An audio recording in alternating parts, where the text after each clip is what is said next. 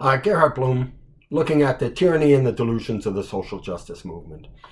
So let's take a minute and reflect on this whole nonsense of privilege, right? White privilege, male privilege, cis privilege. It's all absolute nonsense, and it's divisive nonsense. Speaking about privilege, white privilege, right? Is your imaginative capacity really that small, right? You can't think in broader terms here. What about a young, attractive woman in a miniskirt? Maybe she possesses a certain amount of privileges in certain contexts, right? Think of the power that such a young woman can exert on men. This is a reality. You are undoubtedly aware of a great number of politicians, celebrities, male, whose lives have been brought to ruin by a scandalous affair, right? Reflect on the vanishingly few examples of women brought into such scandal, right?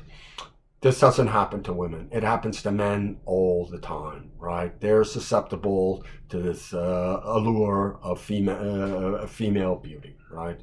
Yes.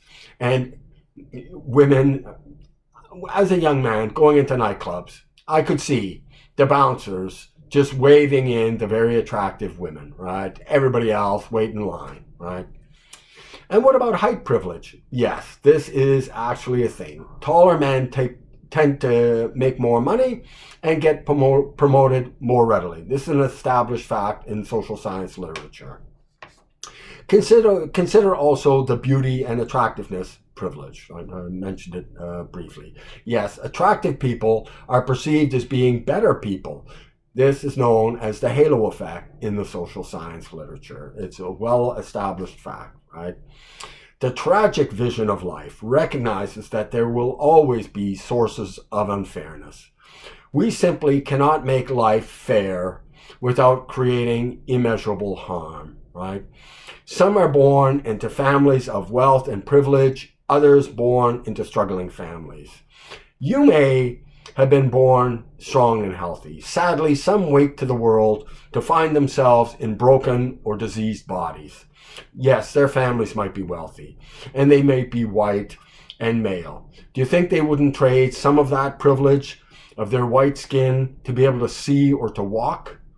And just how is the social justice warrior going to resolve those sources of unfairness? Nonsense. What about black privilege? Oh yes, there is indeed such a thing as black privilege. There are many contexts where being black gives you unearned privilege.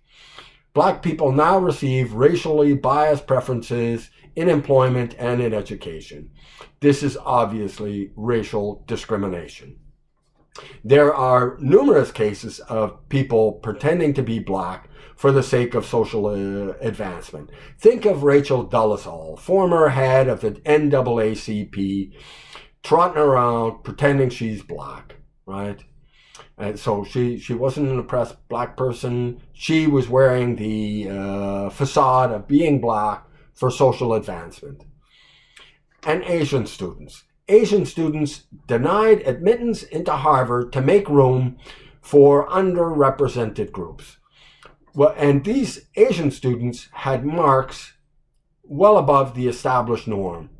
And Asian students don't represent Asians at Harvard. They represent themselves. Right? This is nonsense. And it's disgusting. These people have individual lives, and I don't know the journey and sacrifices they've made to get themselves qualified to get into Harvard. And there's no reason on earth that they should be denied admittance to make room for diversity. Once again, Harvard is not a petting zoo, right? It's an academic institution, right? So we should be treating people on the basis of their merit and their accomplishments, not on the basis of the color of their skin or their gender or their sexual orientation, this kind of nonsense, right?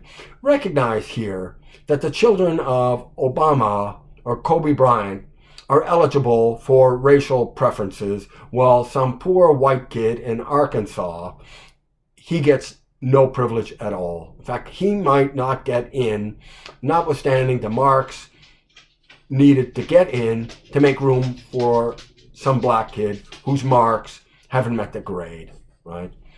Because this white kid from Arkansas, he has white privilege. And Kobe Bryant's kids, Obama's kids, well, they're oppressed blacks, right? They don't have white privilege. You actually don't have to accept this nonsense. White guilt, it's absolutely absurd. We don't hold people responsible for other people's crimes, right? And as it happens, you reflect back into history and you will find every racial and tribal group guilty of historic crimes, right? The past is the past. Let's live here now in the present. I hope you will check out my book, Deconstructing Social Justice. It's available on Amazon. Not important because I wrote it. I wrote it because the issues couldn't be more important. This leftist ideology, it's disastrously wrong on every front. On every social matter it chimes in on, it's disastrously wrong, it's toxic, and it is coming for you, right? So you'd better understand this ideology because you can't fight something you simply don't understand. Thank you so much for your time and attention. Bye-bye.